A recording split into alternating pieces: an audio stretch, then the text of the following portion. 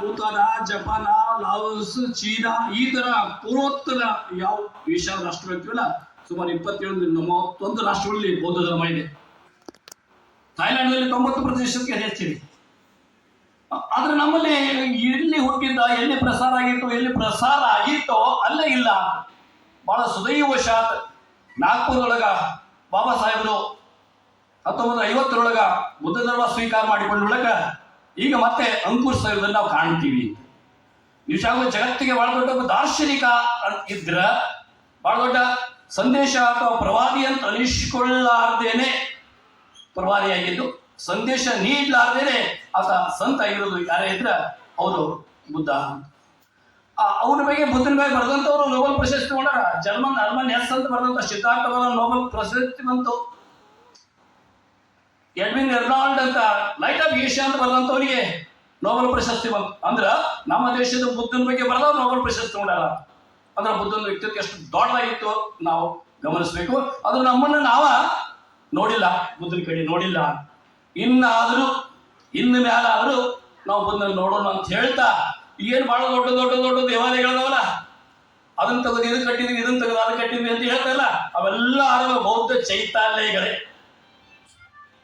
ಇತಿಹಾಸ ಉತ್ಖನನ ಹೇಳ್ತೀವಿ, ನಾ ಏನು ಹೇಳೋದು ಬೇಡ, ಇತಿಹಾಸ ಹೇಳ್ತೀವಿ. ಯಾವ ತಿರುಪತಿ ತಿಮ್ಮಪ್ಪ ಅಂತೀವಿ, ಉಡುಪಿ ಶ್ರೀಕೃಷ್ಣ ಅಂತೀವಿ, ತಿರುಪತಿ ತಿಮ್ಮಪ್ಪನ ದೇವಾಲಯ ಮೂಲತಃ ಬುದ್ಧ ಚೈತ್ಯಾಲಯ.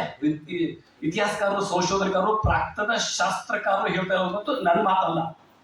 ಹೀಗೆ ಬುದ್ಧನ ಮತ್ತೆ ಪುನರುತ್ಥಾನ ಆಗುವ ಬರ್ತಿದೆ, ಬರಬೇಕು. ಬುದ್ಧ ಅಂದ್ರ ಯುದ್ಧ ಮನುಕುಲ ಉಳಿಬೇಕಿತ್ತು ಅಂದ್ರೆ ಶಾಂತಿ, ಸಮಾಧಾನ, ಸೌಹಾರ್ದತೆ, ಪ್ರೀತಿ, ವಿಶ್ವಾಸ ಇದ್ದಾಗ ಜಗತ್ತು ಮುನ್ನಡೆಯಲಿಕ್ಕೆ ಸಾಧ್ಯ ಇದೆ. ಇವತ್ತ ವೆನೆಜುಲಾದಾಗ ಒಬ್ಬ ಅಧ್ಯಕ್ಷರನ್ನು ಎತ್ಕೊಂಡು ಹೋಗ್ತಾರ ಅನ್ನೋದನ್ನ, ಅಥವಾ ರಷ್ಯಾ ಯುದ್ಧ, ಅಥವಾ ಈ ಪ್ಯಾಲೆಸ್ತೈನ, ಜೆರುಸಲೇಮ ಅಥವಾ ಇಸ್ರೇಲ ಈ ಯುದ್ಧಗಳನ್ನ ನೋಡ್ತಾ ಹೋದಂತ ಸಂದರ್ಭದಾಗ ಮನುಷ್ಯನ ಅಸ್ತಿತ್ವ ಎಲ್ಲಿದೆ? ಒಂದು ಬಾಂಬ್ ಆಗಿ ಲಕ್ಷ ಜನ ಹೋಗ್ಬಿಡ್ತಾರಲ್ಲ, ಅದು ಮನುಷ್ಯ ಉಳಿದಲ್ಲಿ ಬುದ್ಧನ ತತ್ವದೊಳಗಿದ್ರ ಮನುಷ್ಯ ಉಳಿತಾನ ಒಂದೇ ಅಸ್ತಿತ್ವ. ನಮಗೆ ಇಡೀ ಮಾನವ ಕುಲಕ್ಕೆ ಶಾಂತಿಯನ್ನ, ಸಮಾಧಾನವನ್ನ, ನೆಮ್ಮದಿಯನ್ನ ಕೊಡುವಂತ ಯಾವ್ದಾದ್ರು ವಿಷಯ ಇತ್ತಂದ್ರ ಅದು ಬುದ್ಧನ ತತ್ವ, ಅದು ಬುದ್ಧನ ಸಂದೇಶ. ಕೊನೆಗೆ ಆದ್ರೂ ನಮಗ ಮನುಷ್ಯ ಅನ್ನಿಸ್ಕೊಂಡವರಿಗೆ ಜ್ಞಾನೋದಯ ಆಗಿ ಯುದ್ಧ ಬೇಡ. ಪಂಪ ಹೇಳಿದ ಯುದ್ಧಂ ಎಂಬುದು ಸರ್ವ ಸೌವರ್ಣ ಕಾರಣಮಲ್ಲದೆ ಪೆರತಲ್ತದು ಅಂತ ಹೇಳ್ತಾನೆ. ಯುದ್ಧ ಅಂದ್ರ ಮಾನವ ವಿರೋಧಿ ಆದದ್ದು. ಈ ಜಗತ್ತಿಗೆ ಯಾವುದೇ ಮೂಲೊಳಗೆ ಯುದ್ಧ ಆದ್ರೂ ಅದು ನಮಗೆ ಅಪಾಯಕಾರಿ. ಅಲ್ಲಿ ರಷ್ಯಾ ಯುಕ್ರೇನ್ ಯುದ್ಧ ಆಗಿದ್ದು ನಮಗೇನು ಆಗುದಿಲ್ಲ ಅಂದ್ರೆ ಜಗತ್ತಿನ ಯಾವುದೇ ಮೂಲೊಳಗೆ, ಈ ಖಂಡದೊಳಗ, ಭೂಗೋಳ ಎಲ್ಲೇ ಯುದ್ಧ ಆದ್ರೂ ಮನುಷ್ಯನಿಗೆ ಅಪಾಯಕಾರಿಯಾಗಿದೆ. ಹಾಗಾಗಿ ಈ ಭೂಮಂಡಲದೊಳಗಡೆ, ಭೂಮಂಡಲ ಅಥವಾ ಭೂಮಿಯೊಳಗೆ ಎಲ್ಲಿ ಎಲ್ಲಿ ಕೂಡ ಒಂದು ಯುದ್ಧದ ಸುಳಿವು ಕೂಡ ಆಗಬಾರ್ದು ಅಂತ ವಿಶ್ವನ ನಾವು ಕಟ್ಟಬೇಕಾಗಿದೆ.